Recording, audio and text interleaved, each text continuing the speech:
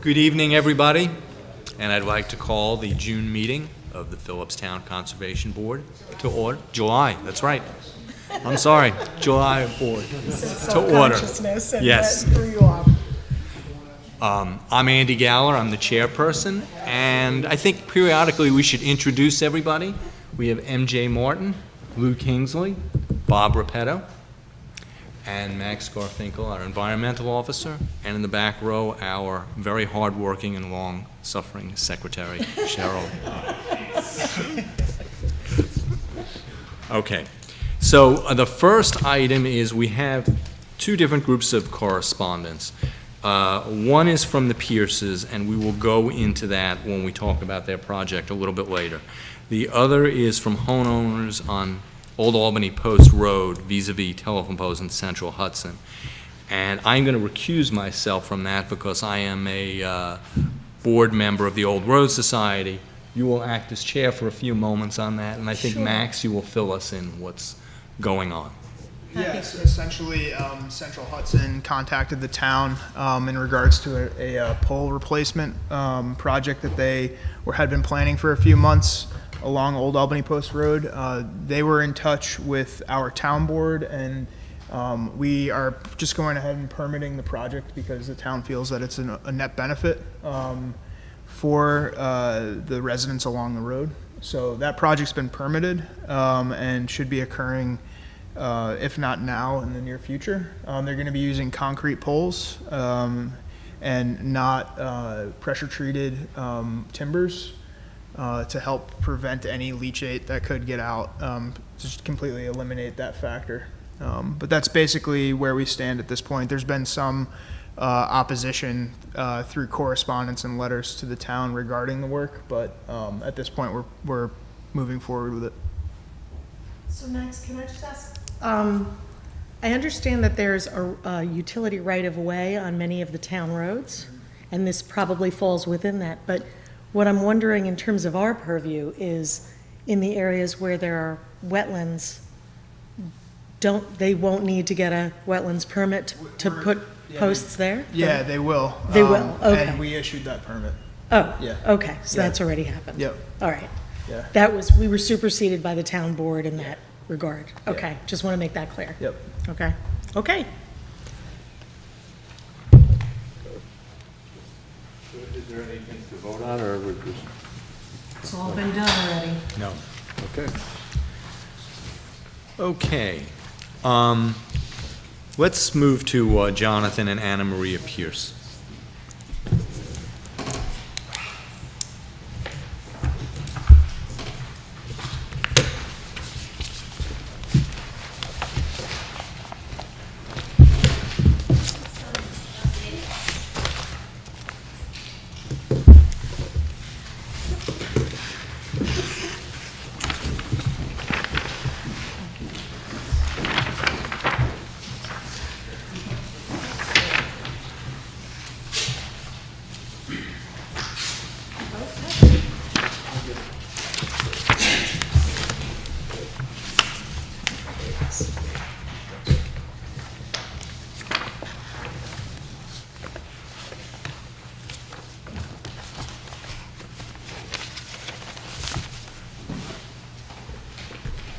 Anytime you're ready.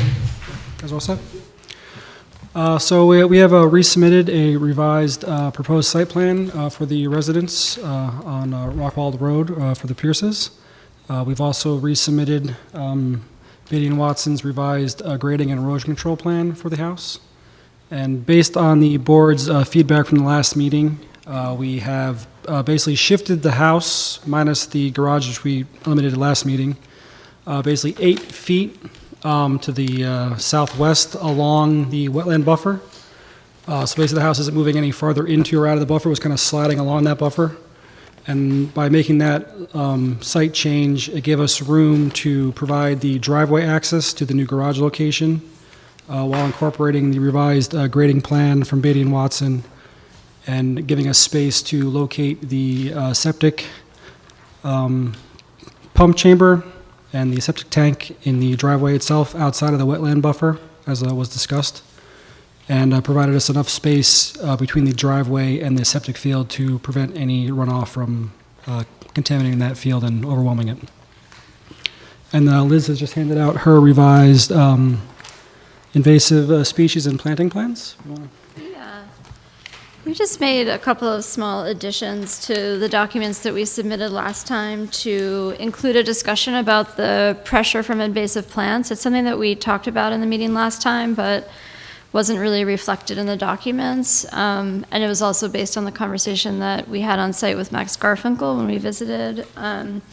But basically just saying that because of the high invasive pressure from the surrounding properties and from the topography of the site when the stilt grass is coming in, that our expectation is rather than to eliminate all invasive species, it's rather the priority is to establish natives in the priority areas that we identified.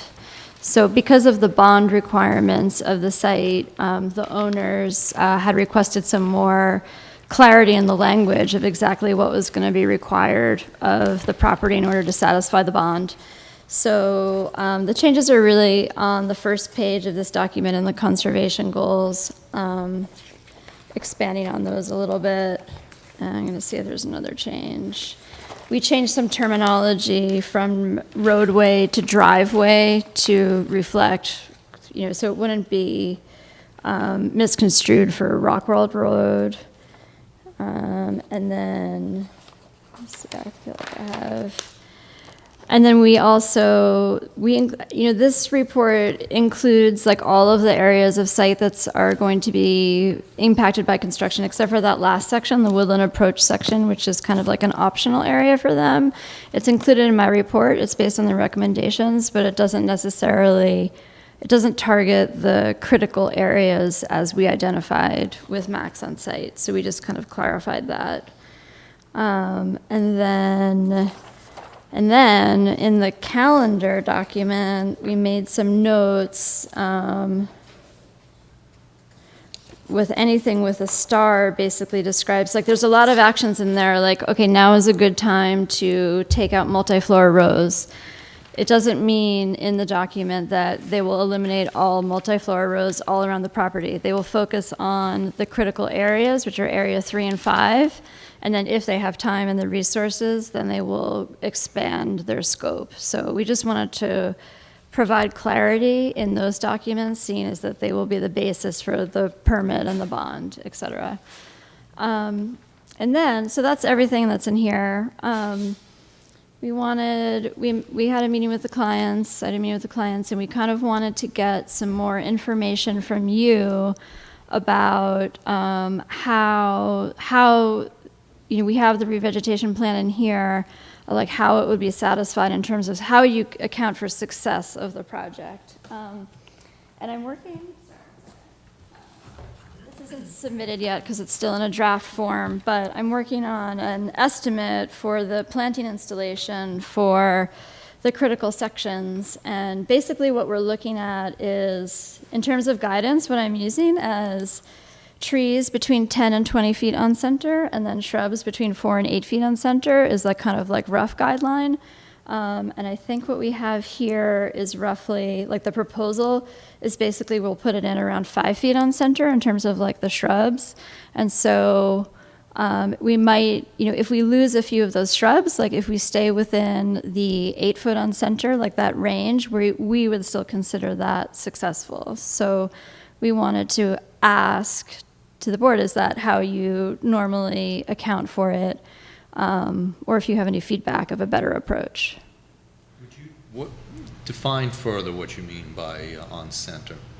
So basically, when we're just like figuring out like how many plants should we plant in this space, so you're taking like, let's say it's 1,000 square feet, and then it would be, if it's 4 foot on center, like this, the center of one plant is here, and then the other one is here. And it basically speaks to the eventual size, the mature growth, like spacing of the plant itself. All of the plants that we have are probably in the like 5 to 8 foot range. So that's how it kind of makes sense if you're going to have like a 4 to 8 foot range, basically.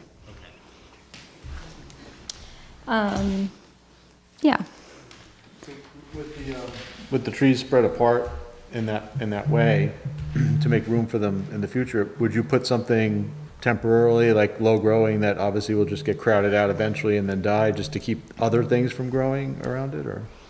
So basically, in the wetland area, for example, I'm just gonna grab the plan here.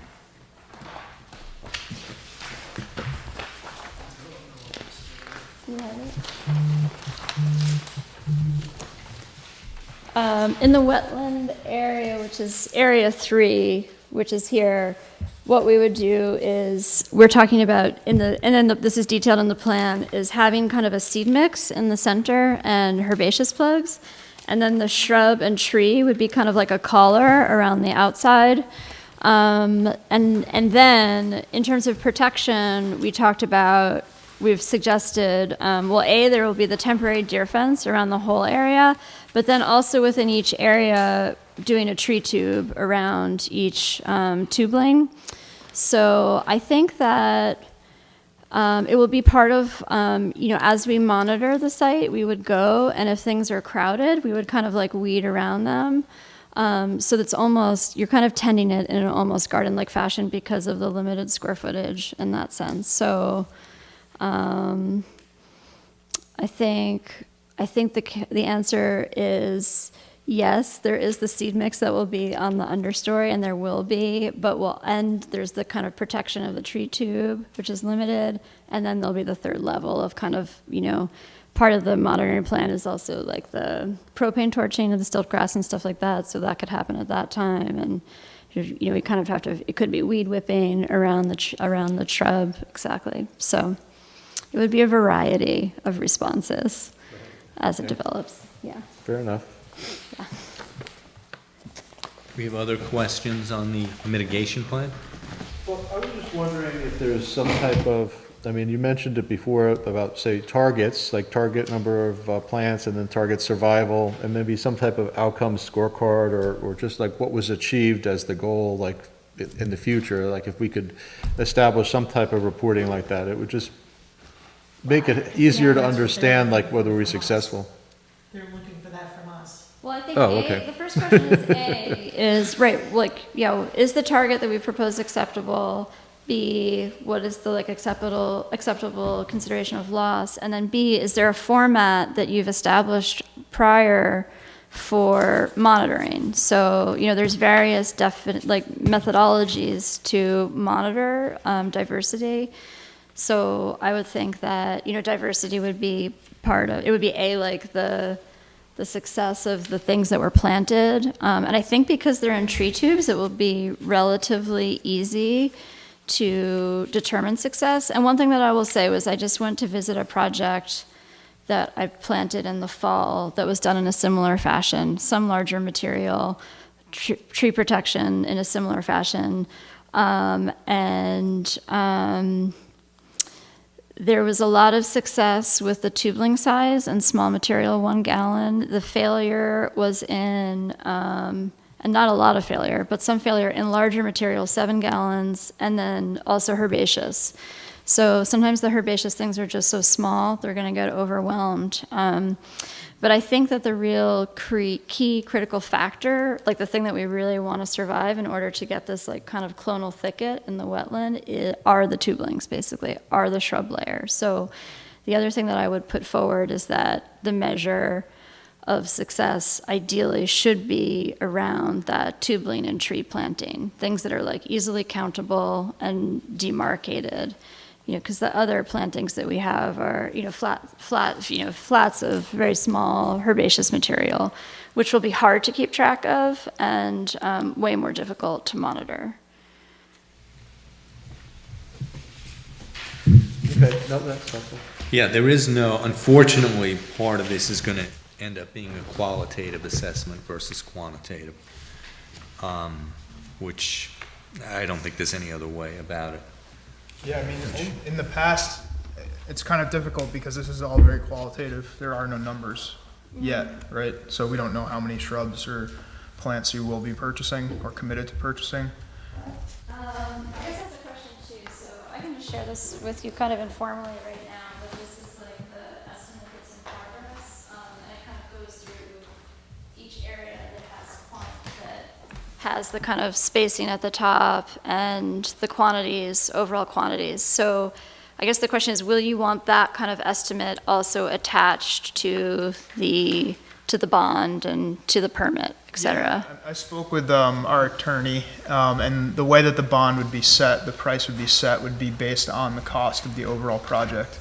Okay. So essentially, as if the town would have to take responsibility for this project if it failed.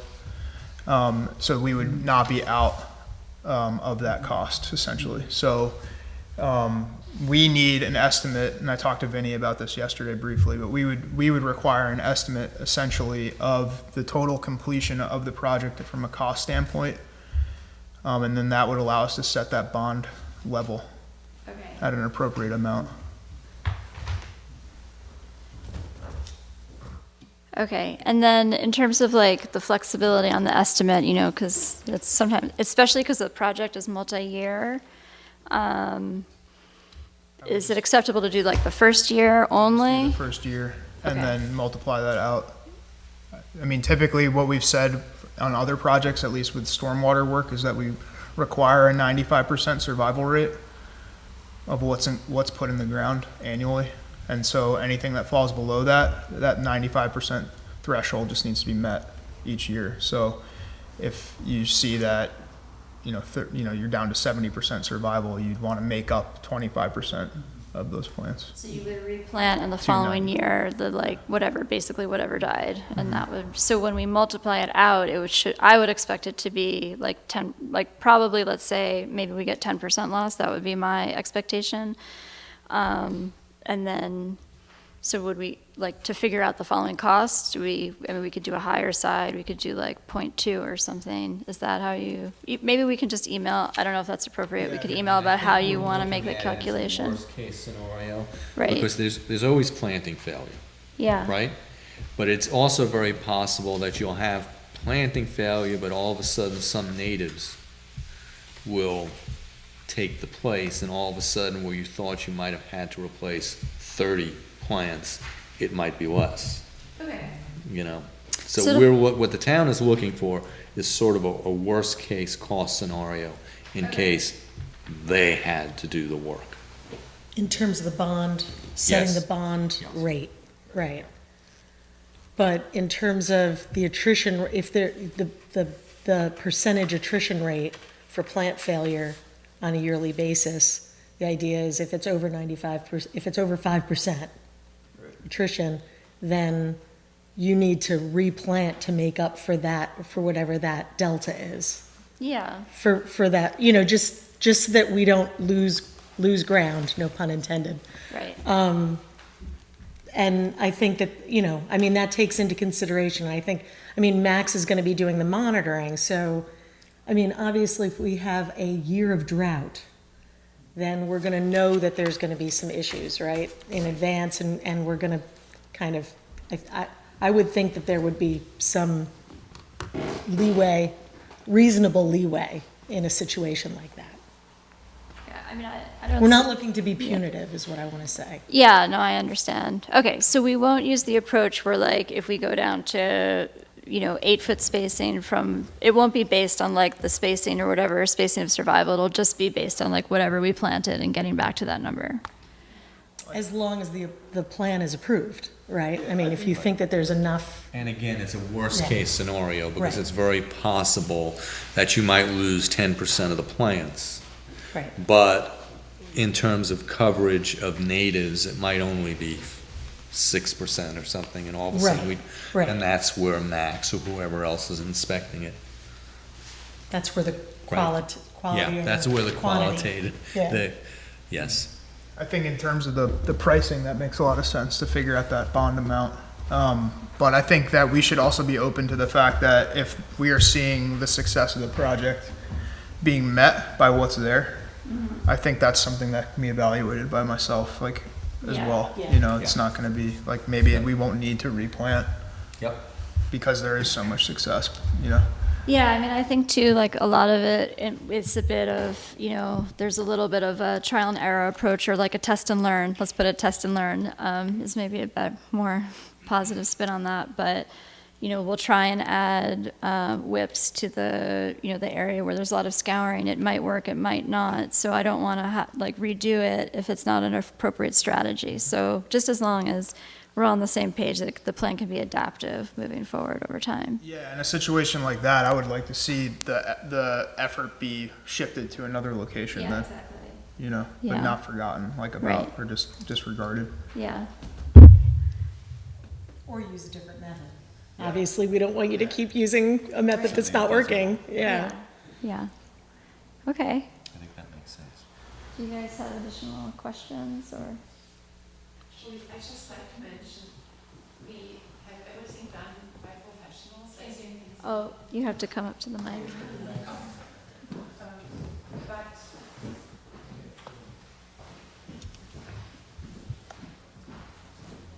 I'd just like to mention that we have, as you see, everything done by professionals, except we take the weeds out. I mean, we take the invasives out, like the silt grass and all the others, as much as we can. Thank you. That will keep you busy. Yeah, I think, so we've been trying to work with the Pierces in terms of, we're suggesting that Hudson Garden Studio does the initial, any large material. If it's a replacement, that's something that we, over time, we feel confident that they can plant those plants, like we would shift it off, but because of their interest in doing as much as they can on their own. But for the initial planting, as anything large, we were going to recommend that we would do it, or as, equivalent contractor. Okay, so Right. we should talk about the site plan.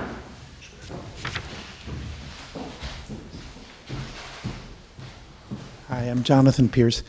Just a question, is the board have any sense of the timing with the town lawyer or legal, how long this will take? Or can we get an idea about that?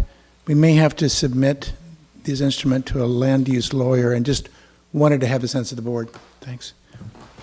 Let's get into that in a moment. Let's first talk about, do we feel, we've made a large amount of comments on the site plan, which also did affect not only the septic and the driveway, but the house itself.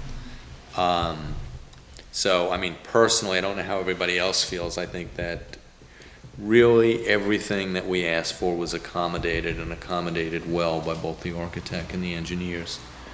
And I'm not seeing anything missing on the plan. The devil is in the details once it's actually done. Right. Right? So with that, we can get back to your bond, but are we at this point comfortable with basically approving a permit with conditions? I would suggest a conditional permit. Right. And then really the last factor is the bond, which can be a discussion that could be had outside of this meeting with the attorneys. But I guess as long as you are comfortable with the approach that's laid out, then I think, and the board's comfortable. Is everybody comfortable? I am. We agree. Okay. Before you go, I just have Sure. one question about the steep slopes that are in the front there towards F. The section that's marked F, I don't know what the F stands for, but the water that comes off of that, right, that's a driveway in the hashtags there. Is there some type of piping or something like that proposed for that, in that section up in the upper left-hand side of F? This part, right, like right here?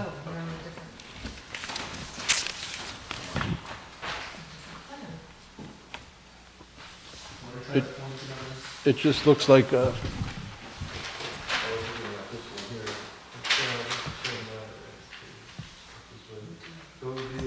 this area here, coming towards where the septic is here, yes, in this corner here, this is like marked, on this as steep slopes here. Yes, right. Yeah, so I'm just wondering with the water coming down to the flow to where the grade is for the septic, if there's some type of, culvert or something like that there to keep it off of the fields, Oh, sure.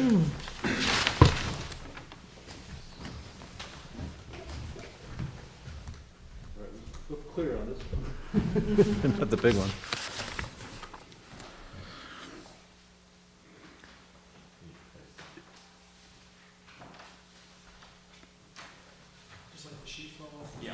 Yeah, just wondering about the flow of water off of that slope onto the fields there. Well, you're gonna have, Excuse me. You can take it out. so we're gonna have, there's gonna be, yeah, there's a little collection based in here.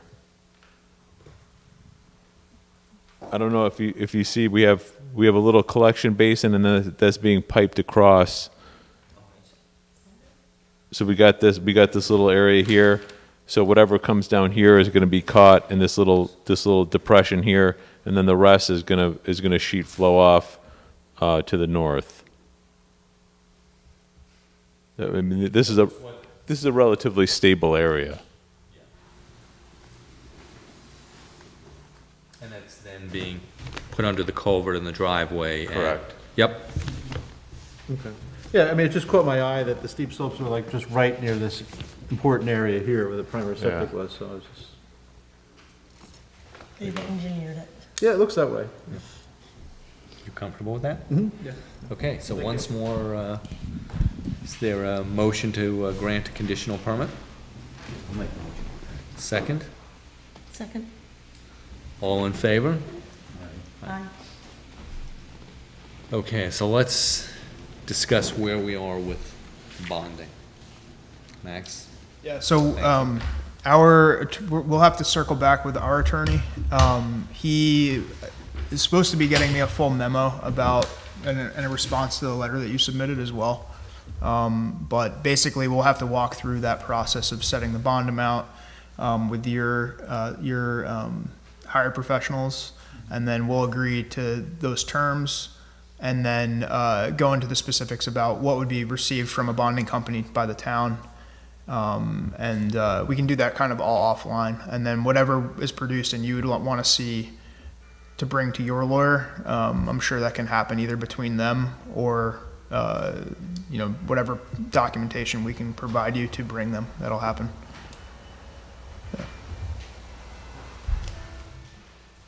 Does that meet your needs? Does that meet your needs for the time being? Yes. Thank you. So the first step, you're removing from the lawyer with the first step in that process? Or? Yeah, well, I'll reach back out to him and see where he's at. But we should set a meeting up or initiate some sort of discussion with him, just so we can clarify all those details if there are anything remaining. If there's anything remaining. And the other thing that you guys should definitely bring to the table is that cost proposal so that we can set that amount. And that would be, I think that would be the major hurdle there for us. When do you desire to start construction? This fall The fall, in the summer. okay. So then we should try to expedite Sure. that. Okay, thank you. At what point does the bond have to be in place? Before they touch the ground or before they start the mitigation? Before, I would say before construction starts, before we issue the permit, yeah, because if they find that the requirements of what we propose in the bonding documents is not what they agree to, then, the conditional permit would need to be reviewed at that point by the board again. Yeah, I'd like to think there's a way that this can be bonded and done, and it was, I feel, I don't know how everybody else feels, it was an admirable effort by the landscape architect, by the architects, by the engineer, and the homeowners to put this together. Agreed. We don't often see that, and we appreciate it. Thank you.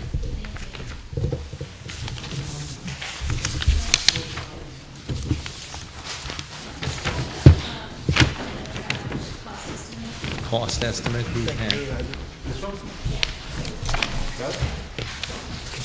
Okay, now I need to find my agenda.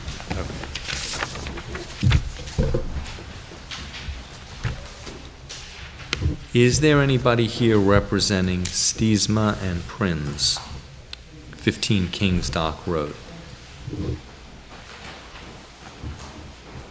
Okay.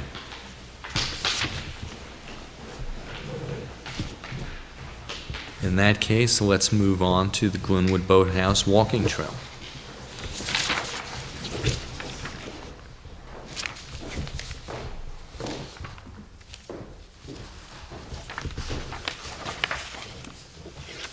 Thank you.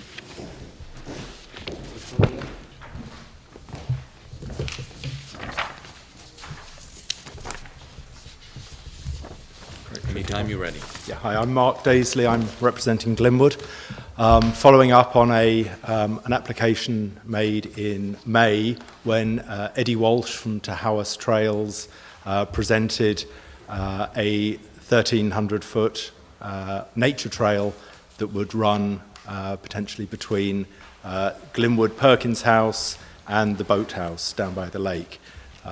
Following on from that application, I think there were two takeaways. One was for the board to have a look at the trail, and the intrepid board beat through the invasives, and we walked some of that route. And then secondly, was to have a closer look at the plans for the bridge that would cross a creek as part of that trail. So Tahowas, who are very familiar with the area, they are the company that built a lot of the trails around Farnstock, recently completed the Perkins Hubbard loop. So they're the construction company. And so there's plans there of the bridge, which is made of predominantly black locust with some pine crossing that. And what is the span made out of itself? The decking is black locust.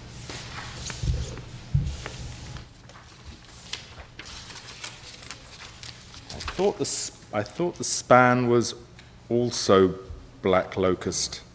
Just looking at the I plans was here. having trouble trying to figure that out on the plan.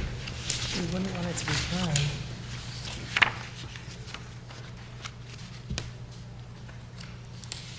Yeah, I just don't know if you could find a span of black locust like that. Yeah. Yeah, it's not immediately clear from that drawing, but I believe it's black locust, but I can follow up if it's to the contrary. I mean, essentially, it would need to be something that's not a treated Right. material. Obviously, a metal would work too. Right? Yep. For the bridge bed, for the bed, yeah. Yeah, all of the signs that we put around the farm are untreated black locust. So all of those are 6x6s untreated that we put in. I've Where never seen, I don't think you can laminate black locust, and I've certainly not seen a 20-foot piece. On several, but whatever. I mean, I think that could be put in the permit, that it's, it's either you're going to use some form of other untreated wood, or, a steel would work. it's in the same fashion as the Hubbard Lodge bridges that were built by the Army Corps of Engineers, crossing the creek there. So, Do you have comments, suggestions?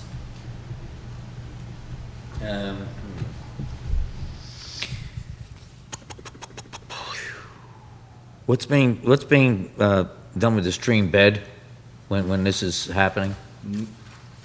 to protect the stream bed, or as it's in construction? No, yeah. So this is crossing well across. It's a long way from the stream bed on each side. Is there a requirement for any protection of the stream bed there You're talking about during construction then? during construction? Yeah. What would you recommend, Max? It really depends on the flow, I guess, and what time of the year you're gonna, I'm assuming you wanna start as soon as possible. Yeah, we'd like to start late summer when it would be minimal flow. Yeah, if the stream bed's dry, I don't think that we really need to impose anything. If there's a significant flow, we've done tarping underneath the main beams during construction above the stream itself to catch anything. It could go all the way up to pumping the stream around the construction area but I don't think a situation like this would really warrant that. I'm gonna guess, we're in a mini drought now. I'm gonna guess the stream is probably no more than 3 feet. Yeah, barely anything. So, and, we're looking almost 20 feet from bank to bank, so I think we would be fine. I know what I would like to see, though, since we are working within the wetland, I'd like to see some mitigation of the invasives in the area. I mean, it's Yeah. multi-floral rose, there was mugwort, Barberry there. yeah, barberry, yep. Yeah, it's Eating mostly, our it's pancakes. mostly Barbary, as Toss it down there. you witness, Lou. Yeah, Andy and I were talking about potentially getting a commitment from you about, tackling the barberry in that area, or a significant chunk of it, which all could really be done by mechanical removal at this point, just because the plants are so well established. I think for ease and I don't think herbicides would really, the board would require that at this point. Not near the stream or the pond, or the lake, no dikes. Consider some flame on the, like cutting it down to 3 inches and then burning the Yeah, I Barbary? mean, it's either, I think the choices are, if it was not near the wetland, you could cut and then apply herbicide, but I'm almost thinking that the best way would be to cut, you could use flame, and just, if you cut back for 3 or 4 years, what's left, it should go. Mechanical removal, I'm a bit nervous about. I think it's more disruptive. Yeah, I was just, it's a synonymous term, I guess, for just hand removal or whatever, but I was- cutting it. Yeah. Yeah, so we can make a commitment to cutting that back and then burning the stumps. Yeah, I agree, mechanical removal, if we don't replace them, I would imagine it would be replaced with invasives straight away afterwards. Yeah, something else. Yeah. Yeah. Exactly. So if we could, maybe if the board would want to vote on a conditional permit based on, we can maybe create some sort of a boundary that you guys can work in for the removal of the plant. And then the board can vote on a conditional permit based on us receiving that, and then you could start work once you receive the permit. That would be something that we could work on together to Yeah. map out the area of removal. Yeah. Great. Is everybody comfortable with that? I am. Okay. I'd like to get a motion to So issue moved. conditional permit. Second. All in favor? Aye. Aye. Aye. Thank you so much. Okay, well, don't sit down because I'm We have the assuming, next. we're going to discuss the different wood deck extension and outdoor kitchen.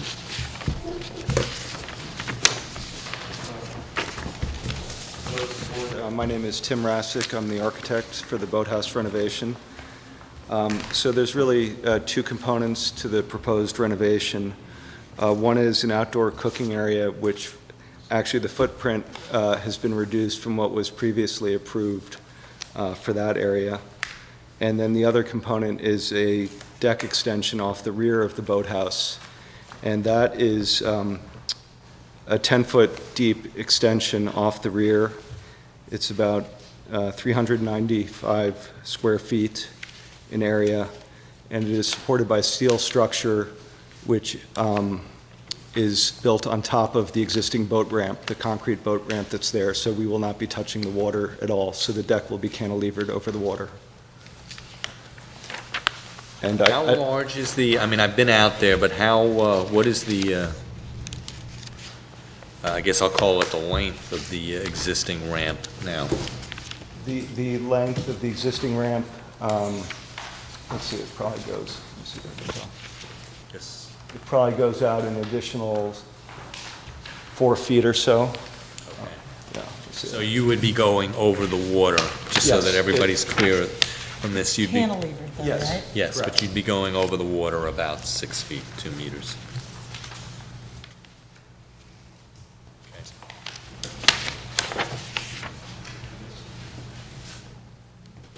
My biggest concern would only really be how you were protecting the water body during construction. Well, the steel structure would be built off-site and then assembled and put on top of the concrete ramp, and that would be installed first, and then the decking would be on top of that, so we wouldn't be going in the water at all. Just saying, if we're talking about any sort of like water contamination, so potential like for anything to fall through from construction, into the water. So how would that be accomplished is really the biggest I'm question. assuming you'd be drilling into the boat Concrete. ramp, Yes, right? we will, And then yes. using hydraulic cement or Yes. whatever to fasten. Correct.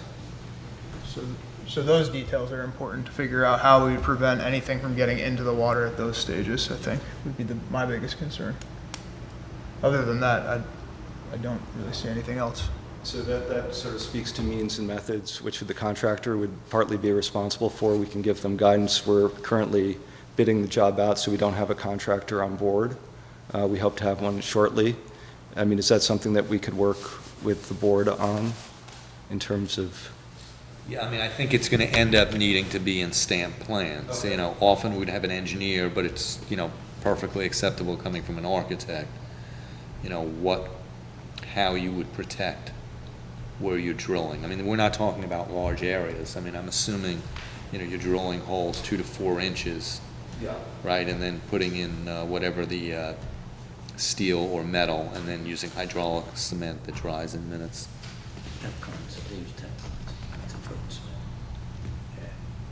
I mean, we could build a sort of a temporary curb along the base of the boat ramp to catch any debris that would fall off. If we added something like that to the plans, would that be sufficient?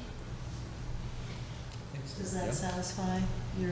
Yeah, I mean, it really would be dictated by the installation, you know. That would catch any debris that could possibly come off during the drilling. I think. Yeah, that'd be Tarp. Tarp? Yeah, something simple maybe. Heavy tarp. Okay. Yeah. That'll fit all the contours, you don't have to worry about making structures, and Okay. it'll hold everything. All right. I mean, you could either do that coupled, but I don't know the full extent of what disturbance could potentially go there, but we could also ask them to do a turbidity curtain again around the area.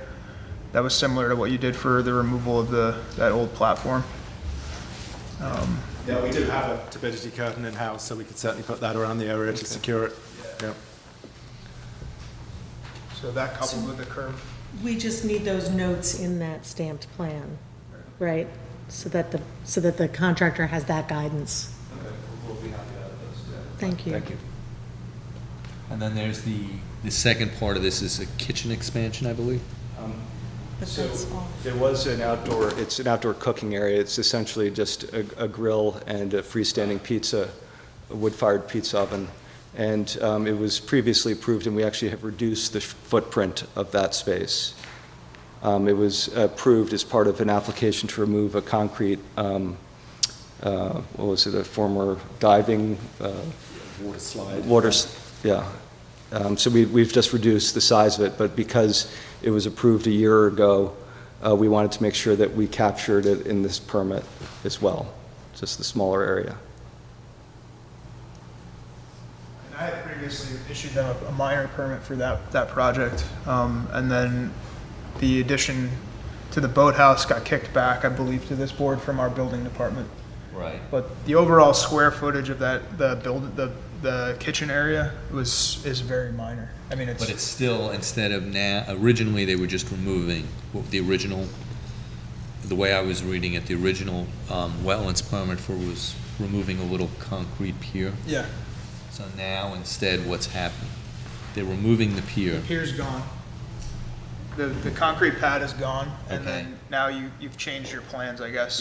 Yeah, so the original permit was for two things. It was for the removal of the concrete block and then for the cooking area. This new permit is informing you that the cooking area plan has now shrunk, and then there's the additional cantilever deck.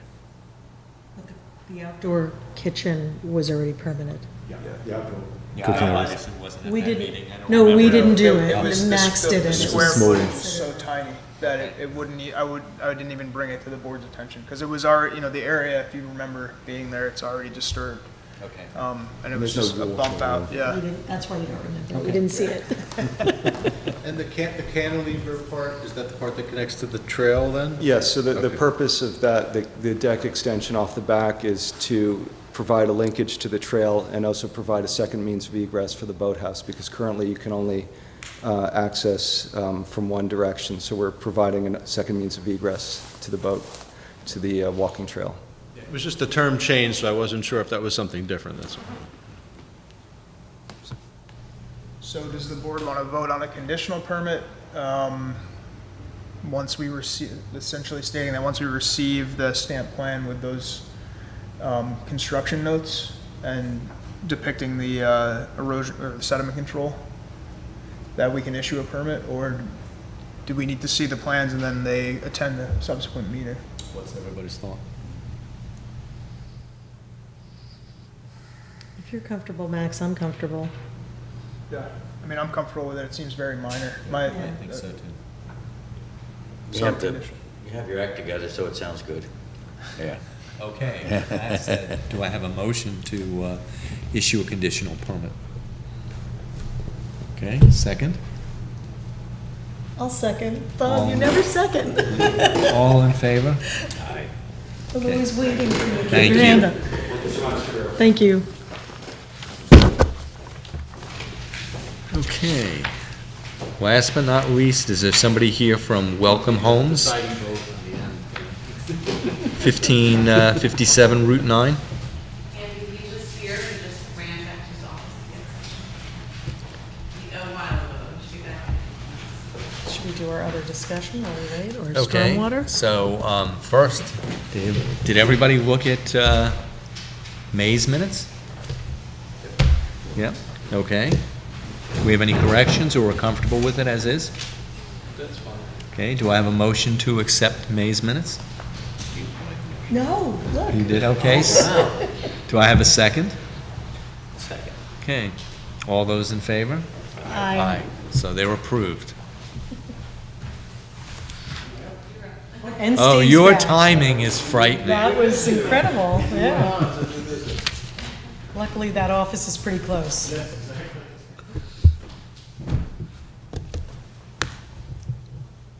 You're up. Once more, we're going to be discussing Welcome Homes. Good evening, Steve Marino, Tim Miller Associates. Oh, sure. You either take it off or... I'll drag it a little closer. Steve Marino, Tim Miller Associates, representing Welcome Homes. A 4-acre parcel on the west side of Route 9, just north of the Appalachian Mart, in that area there. The Ansville Creek runs through the center of the property. So there are wetlands flagged on the through the center of the property associated with the Ansville Creek. And then off to the west a little bit, there's a draw. There's a residence right here, and there's a draw that kind of drains down through. There's a hill here to the northwest, drains this way. There's a small wetland pocket here, a draw that drains this way as well. Historically, it was piped under an old farm road, traveled way of some sort. So there's a pipe right here that disconnects the two, but hydrologically they're connected. So this is wetland here. The applicant is proposing a 3-bedroom residence on the 4 acres with a septic system which has been approved by the Putnam County Health Department. Recognizing the difficulties with the parcel, the dark green is wetland, the light green is the 100-foot buffer. There's a portion of the septic system that is out of the buffer. You can see because there's a little hillock right here that kind of separates the wetland from the septic area, but that little connection here does draw the 100-foot setback into where the septic is located. Access to the proposed residence is from an existing driveway. There are 2 other houses already accessing the area from Route 9. There's a small bridge over the Ansville Creek right at this location. Again, existing driveway, and it's a short driveway proposed to access the proposed residence. All right, move your finger, Steve. Put your finger where the house is. Okay, then move it, just move it down a little bit. Is that part of the parcel? This is part of the parcel here, yes. The parcel line, the property line goes like that. So why is the house being situated there versus outside of the buffer? Well, there's a knob here, a very steep kind of, I'm assuming that the board will want to schedule a site walk, and when you see it, you're going to see that the site is pretty much like this, with wetland around it. There was at some point, someone had put a gravel driveway around at the toe of this knob here, so you'll see when you're out there that there's a traveled way back around that portion of it. But this is like I say, it's a rocky knob sitting up like that, and in order to separate it from the main wetland associated with the creek, It was thought to put the house on that side rather than directly on top. Again, put some topographic separation from the house away from the wetland, as well as, you know, the topography opens up some opportunities for parking underneath the building, that kind of thing. So that's why it was put there. There's a low retaining wall, about 4 feet, along the west and north side of the property in order just to create a small backyard area. But it's, you know, again, it's recognized that the site is limited. It was approved in a subdivision, I believe it was 2002, created the parcel, and we're trying to work with what we have. So I think we definitely need to do a site visit. I think what needs to be flagged is the house site, the septic site. Yeah, and I guess the buffer. I mean, I don't think we need all. I think we need all the buffer on this. I mean, around that area, it shows the constraint. Yeah, I mean, I'm more I think you're saying the same thing I am. What would be, is the buffer to the, that's to the south, I'm guessing? This is the south, yeah. We don't need what's to the north. No, right? no, Yeah, no, to the south. Yeah, you don't need this. The No, white area. no, right. Yeah, the Just white the area. area in question. Yep. Yeah. I Like I agree. say, when you see the topography of the site and the geology of the site, when you get out there, you'll recognize what's going on out there. But honestly, I expected that tonight was an initial presentation. Max and I have already met out on the site.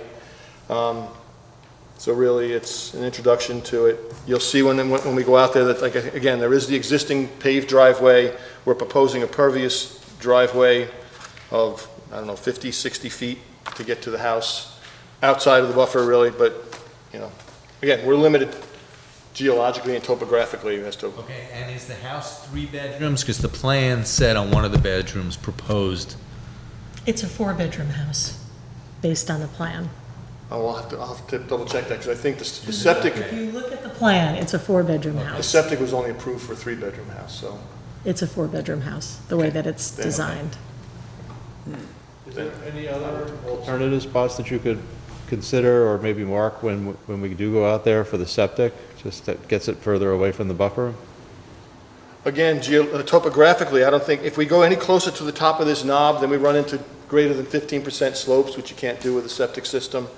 And I don't know that any deep holes or test pits were even done out there to see if there was acceptable soil to do it. There is some fill proposed as part of the system, really just to kind of flatten it out a little bit. And there's an impervious barrier at the bottom, just to ensure there's no breakout laterally because of the slopes. I have a feeling this is going to be a multi-step process figuring out what to do with this. I mean, it's a lot that probably never should have been subdivided that way, but here we are. Yeah. But yeah, I guess also, like, I'm just concerned, like, okay, it's Board of Health approved already, right? So, you know, you've already spent some money on it, it's already been, you know, been looked at, but is it really the best spot? You know, like, I guess that's my concern, is like, For the septic, you could mean? there be another spot that we could have looked at, you know? I will ask the engineer that question. I mean, again, you know, we have a very small area that's not in the buffer. And, you know, I can ask what the constraints were as to not put it. But again, at that point, if it was on top of the knob, you'd be pumping up to the system, up to the area, which is less than desirable. So just a question, we're talking about a Board of Health approved lot. I could not read because of the quality of the copies. When was it Board of Health approved? Out of curiosity. Oh, that's a good point. The county needs to stop using the, carbon paper forms? Obviously, that didn't scan and reproduce very well. I apologize for that. I'll have to double check that. I don't have that with me. I believe it was 2019 or 2020 when the actual system was approved. You know, the subdivision lot, the original test holes just for feasibility was done when the subdivision was done. But I believe that the actual approval for the septic was fairly recent. Okay. Okay, so. We need to schedule a site visit. We'll get back to you. Good. So, well, we started the habit of trying to schedule these during the meetings. Are we going to continue that? Yes, but Cheryl says but the yes. digression becomes, do a digression, are we gonna have an August meeting, or are we gonna take August off, like the other boards? Yeah.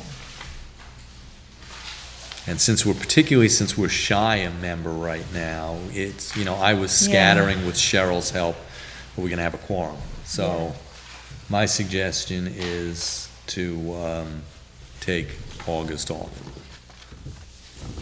Is there any programs that we have, or projects that we have that would be impacted by that? I don't think so. We're pretty good. Other than yours, yes. But yours is gonna, Steve, this is gonna be a long one. This is not going to happen overnight. The only other one would be the Pierces, or the Prins project, the Kings Dock Road. Right. If they decided to come back. We had correspondence, so they had I think at the last meeting, we had a discussion that we had a pre-application meeting for that application with Ron Gaynor and a couple of the members of the planning board. They are just now finalizing their comments from that meeting, so it may be that entire application just gets kicked back to this board to review in its entirety and not have any oversight by the planning board, so that news is forthcoming, I guess. But that's all that I can think of right now. But that could wait till September. Yeah. Is that just out of curiosity, is that just for the dock, or is that for the addition as well? Yeah, the addition. Because I know the addition, I guess, got kicked to the planning board initially. There was some thought that was. Yes. Yeah. They're stuck. I haven't been called lately on it, so I haven't kept up. Yeah, they're stuck on the steep slopes regulations, just how much disturbance they're going to be doing versus what the threshold for planning board involvement is, so that's where we're at.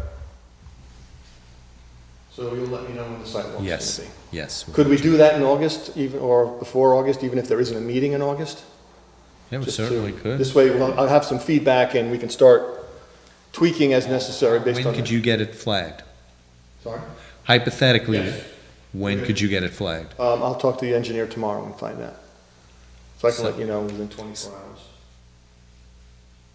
So then I think maybe the best way to do it is via email to schedule the site visit, since you don't know when you're gonna get it flagged, Okay. right? Yep. Because for us to say, let's do it in 10 days, and it's not flagged, it's not helping anybody. So let's do that. It's gonna be And tricky As you in rightly August. point out, Right. going out there and not having it flagged and not being able to see where everything's actually happening on this unique kind of site, that doesn't make any sense. It Okay. may be difficult to schedule in August just because Yeah, of so we have vacations still and have- we still have have a a couple. vacancy. Yeah, we still have a couple weeks in July, so if you would let Max and Cheryl know, and then Cheryl will get in touch with all of us, and we'll schedule it as soon as we Last can. Weekend, the 28th, 29th, and 30th, I won't be available though. But at the 23rd I am, so. Of August or July? Oh, July. I won't be either, so we'll have to, we can take this offline.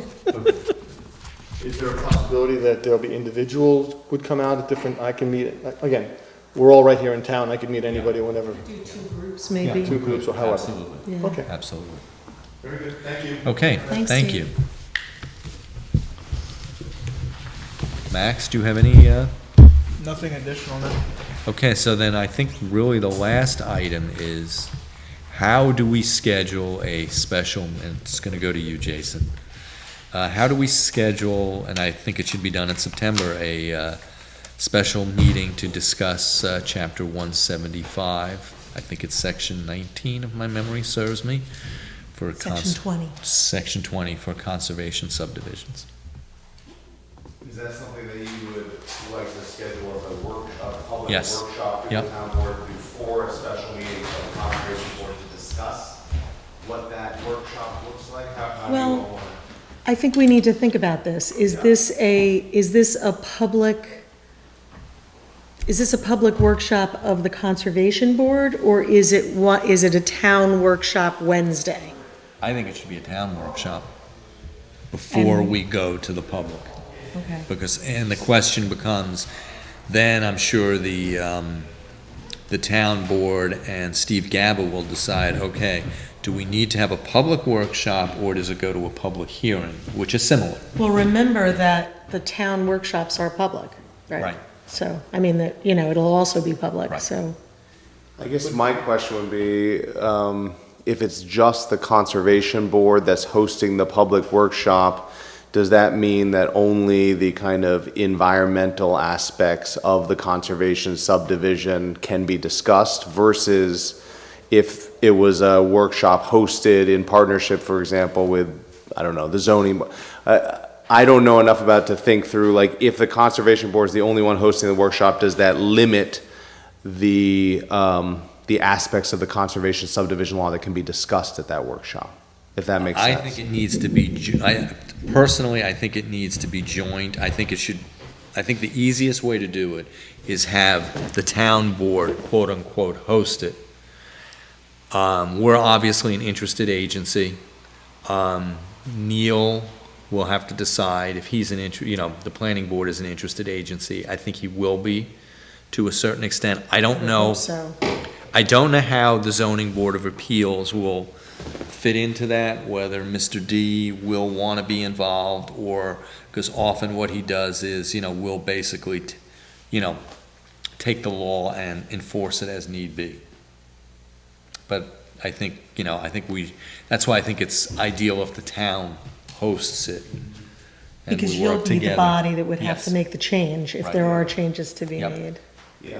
I mean, I know I had a very initial conversation with the town attorney, and, the general advice was how to structure a conversation like this if it's just the Conservation Board, where the scope of the conversation is restricted to the Conservation Board's charge.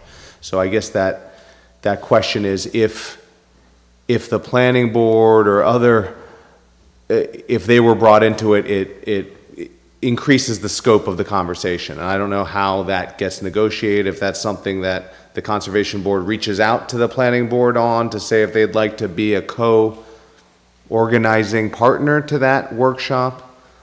Yeah, we can easily do that. I mean, I had sent you my notes, and you were going to add and modify. I hadn't done that yet. Yes, I know, and I think, and then I think what would make sense is I'll call Neil and I'll forward it to him for his input.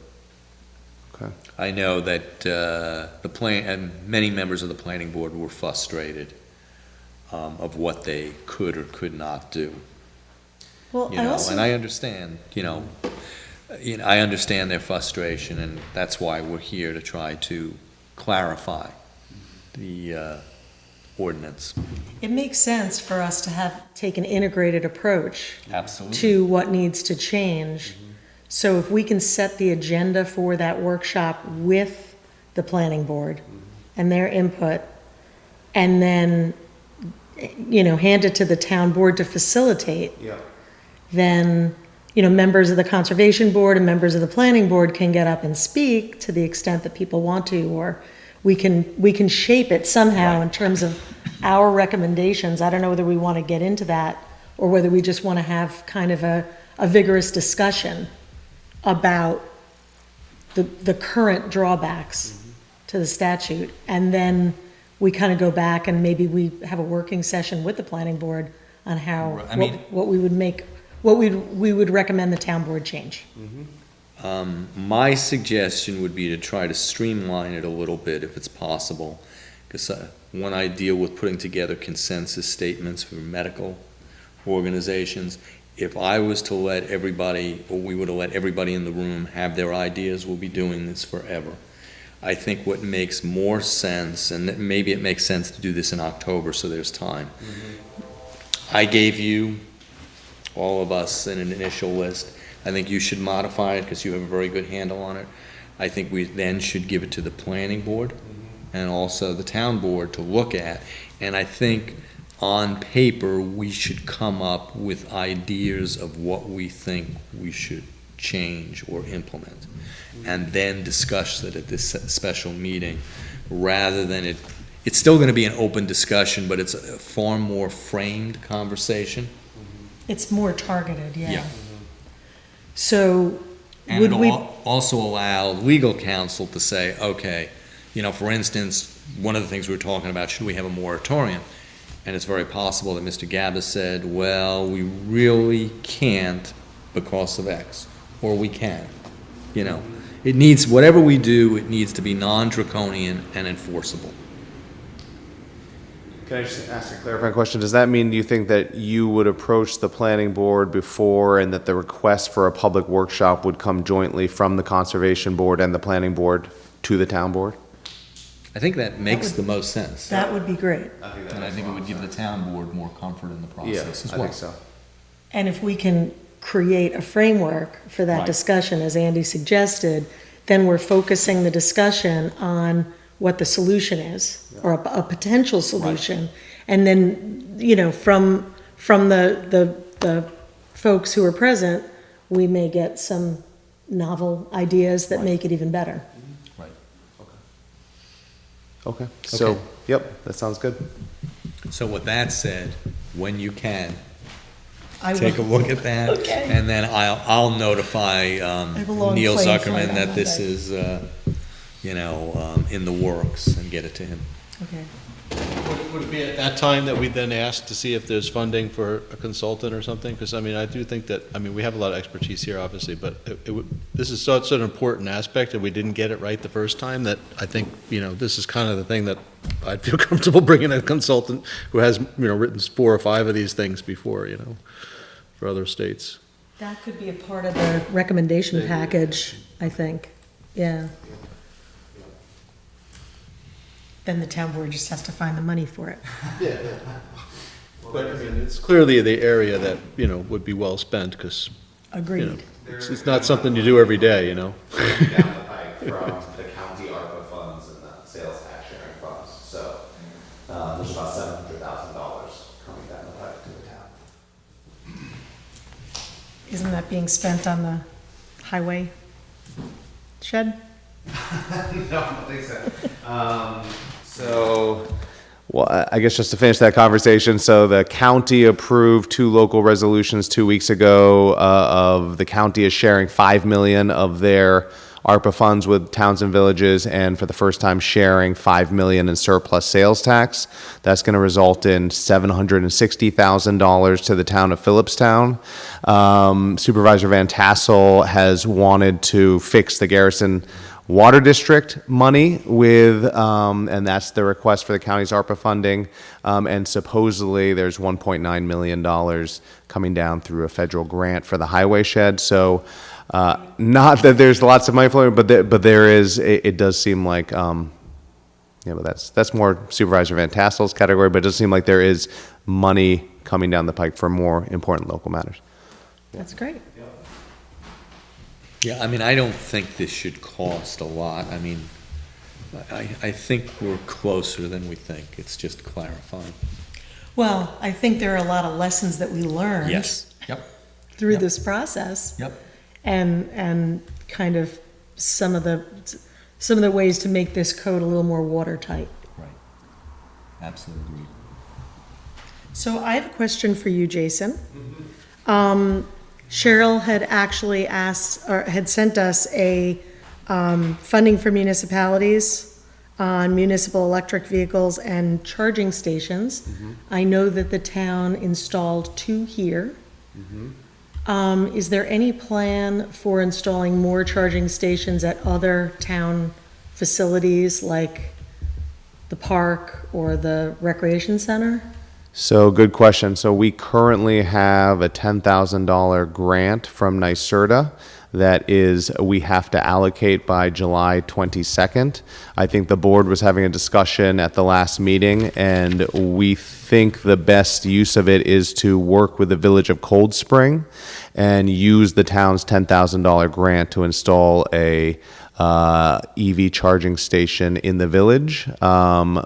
Mayor Foley and Trustee Bosey are kind of leading that effort, and they're beginning to talk about the municipal parking lot as another version. So there are plans to add an additional electric vehicle charging station.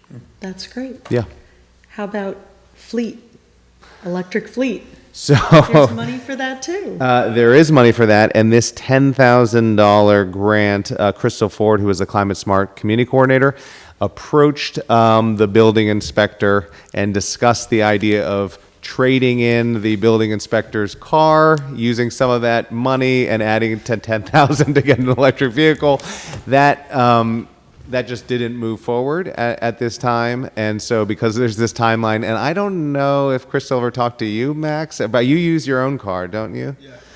So we would be very psyched to have an electric vehicle added to the municipal fleet. It did not work on this go around, but hopefully in the future, in a future grant. And we have to make a decision by July 22nd or else we lose the grant. So, yeah. Yeah. Yeah.